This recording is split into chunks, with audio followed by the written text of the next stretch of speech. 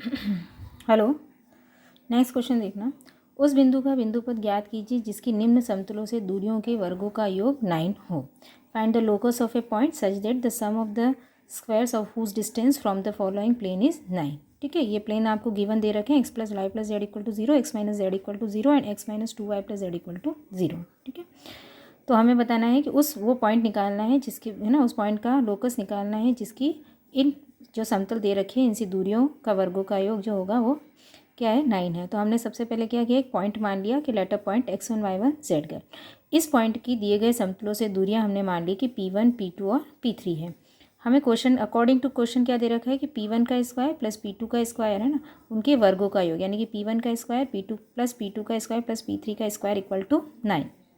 ठीक है, अब दूरी के सूत्र से हमें पता है कि p1 इक्वल टू क्या हो जाएगा, x1 पॉइंट इसमें आप रखोगे ax प्लस जो भी हमारा प्लेन दे रखा है ax plus by plus cz, है ना, व्यापक समीकरण वाला ही दे रखा है। तो हम इसमें पॉइंट रखेंगे तो क्या है, x1 plus y1 plus z1 upon इनके कोफिशिएंट क्या है 1 1 1, तो देन रूट ऑफ 1 प्लस 1 का स्क्वायर। देन हमारे पास क्या आ गया, x1 plus y1 plus z1 upon root 3। Similarly p2 हमने निकाला है x1 माइनस, यहाँ पे जब आपने रखा x1 और यह क्या है माइनस z1, और नीचे इन दोनों का प्लस किया तो 1 प्लस 1। ठीक है, सिमिलरली हमने p3 भी निकाल दिया। इन तीनों p1 p2 p3 की वैल्यू को हम किस में पुट कर देंगे, हमारा जो ये हमने अकॉर्डिंग टू क्वेश्चन हमने जो लिख रखा है उसमें। तो आपने जब इसमें पुट किया तो x1 plus y1 z plus z1 का whole square upon 3 plus x1 minus z1 के होल स्क्वायर अपॉन 2। सिमिलरली इसी तरह से हमने लिखा, बराबर क्या कह रहा है वो 9। जब हमने इसको सॉल्व किया, इसको हमने सॉल्व किया, इसको हमने सॉल्व किया, इन सबको सॉल्व करने पर जो टर्म्स कट रही थी उन्हें काट दिया, बची हुई टर्म थी तो देखो क्या क्या बचा, 6x1 स्क्वायर प्लस 6y1 का स्क्वायर प्लस 6z1 का स्क्वायर इक्वल टू 9, और जो नीचे एलसीएम आया उधर मल्टीप्लाई कर दिया तो 6, तो कितना हो गया 54। इधर जो कॉमन सब में 6 है उसका हमने डिवाइड कर दिया, तो क्या आ गया x1 plus y1 plus z1 का square equal to 9। Then locus of x1 y1 z1 क्या हो जाएगा, x square plus y square plus z square equal to 9। ठीक है, तो ये हमारा प्रूफ हो गया। नेक्स्ट देखो, the system of rectangular axis have the same origin if a plane cuts them at the distance ABC and A dash B dash C dash respectively from the origin, prove that। दो समकोणिक अक्ष निकायों का मूल बिंदु एक ही है यदि कोई समतल उन्हें मूल बिंदु से क्रमशः A B C और A dash B dash C dash दूरियों पर मिलता हो तो सिद्ध करना है कि 1/a square plus 1/b square plus 1/c square equal to 1/a dash का स्क्वायर प्लस 1/b डैश का स्क्वायर प्लस 1/c डैश का स्क्वायर। देखो, हमने सबसे पहले क्या किया, क्या कह रहा है कि दो समकोणिक अक्ष निकायों का मतलब कि उनका जो दो अक्ष दे रखे हैं, है ना, दोनों समान कोण हैं उनके। ठीक है, तो देन हमारे पास हमने माना कि OX OY OZ तथा OX OY OZ समान कोणिक अक्षों के निकाय हैं जिनका उभयनिष्ठ बिंदु मूल बिंदु क्या है, O है। ठीक है ना, OX OY OZ अक्षों के सापेक्ष दिए गए समतल का समीकरण क्या होगा, x/a plus y/b plus z/c equal to 1। ठीक है, ये अंतखंड रूप वाला समीकरण ही हम लेंगे क्योंकि ये जो क्वेश्चन कह रहा है कि द समकोणिक अक्ष निकाय का मूल बिंदु एक ही, क्योंकि वो किस पे काट रहे हैं, ए बी सी और ए डैश बी डैश सी के। तो यहाँ किसकी बात करते हैं, अंतखंड रूप की हम बात कर रहे हैं। ठीक है, फिर OX OY OZ अक्षों के सापेक्ष करेंगे तो क्या आएगा, x/a dash plus y/b dash और z/c डैश इक्वल टू 1। अब चूंकि एक और भी दो एक ही तल को निरूपित करते हैं इसलिए इस बिंदु से 1 और 2 पर डाले गए लंब की लंबाइयाँ क्या होगी, बराबर होगी। ठीक है, तो 1/a डैश a का square plus 1/b square plus 1/c का स्क्वायर का root equal to 1/a dash का स्क्वायर प्लस 1/b डैश का स्क्वायर प्लस 1/c डैश का स्क्वायर इक्वल टू 1। ठीक है, तो इनका हमने होल स्क्वायर कर दिया तो हमारे पास जो भी क्रम है बची क्या आ गई, ये आगे जो हमें प्रूफ करना था वो प्रूफ हो गया। नेक्स्ट क्वेश्चन देखो, निम्न समतलों के मध्य न्यून कोणों का अर्धक समतल ज्ञात कीजिए। Find the bisector of the acute angle between the planes 2x minus y plus 2z plus 3 equal to 0 and 3x minus 2y plus 6z plus 8 equal to 0।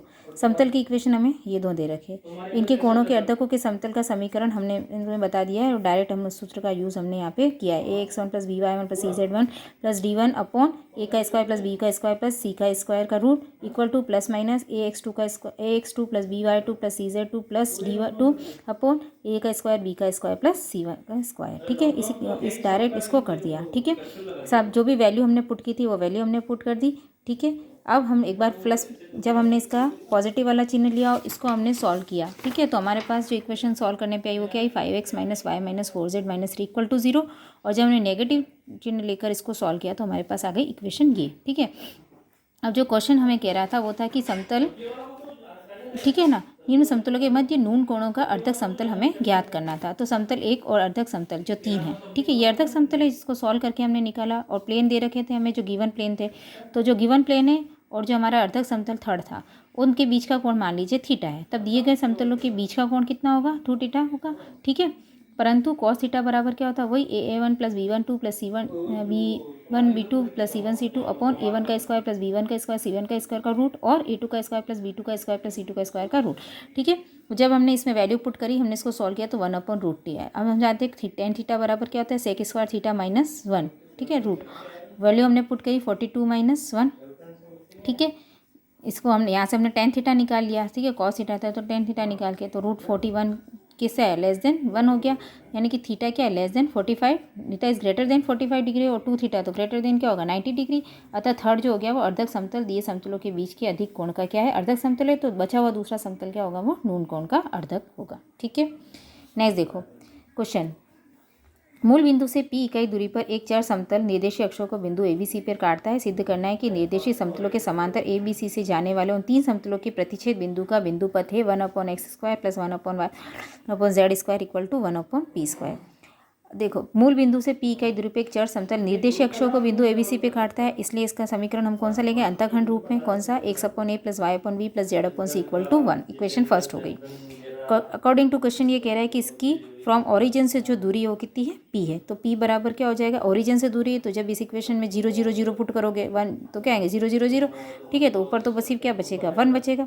दूरी दे रखी इसलिए माइनस में ले नहीं रहे हैं, ठीक है। अपॉन √1/a² प्लस इनके कोफिशिएंट क्या है 1/a 1/b 1/c, तो 1/a का स्क्वायर 1/b² माइनस का रूट, ठीक है। Then imply 1/a² plus 1/b² plus 1/c² equal to 1/p²।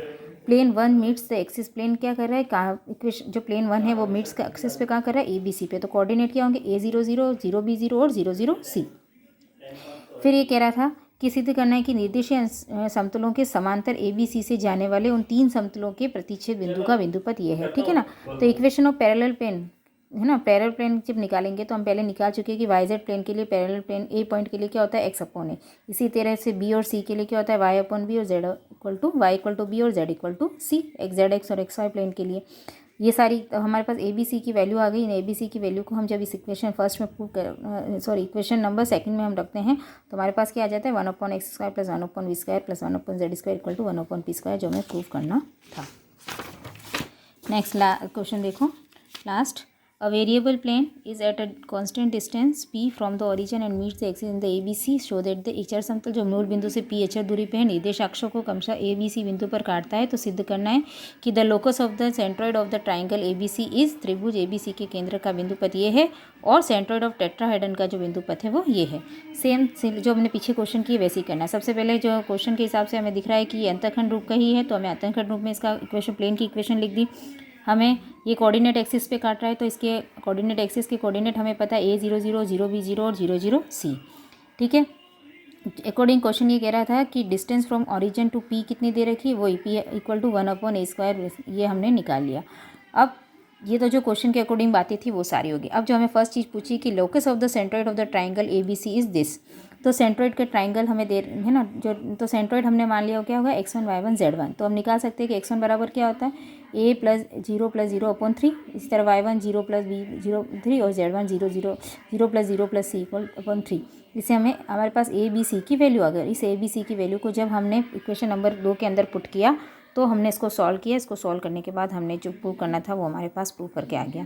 Similarly हमें टेट्राहेड्रन के लिए प्रूव करना है तो सेंट्रॉइड वही x1 y1 z1 होंगे, पर पॉइंट इसमें क्या होंगे, 4 हो जाएंगे टेट्राहेड्रन है तो क्या हो जाएंगे 0 plus a plus 0 plus 0 a/4। इससे हमने निकाली a की वैल्यू, y1 हो जाएगा 0 प्लस 0 b 0। इसी तरह से z1 की वैल्यू निकाली, इससे हमारे पास ABC की वैल्यू आ गई।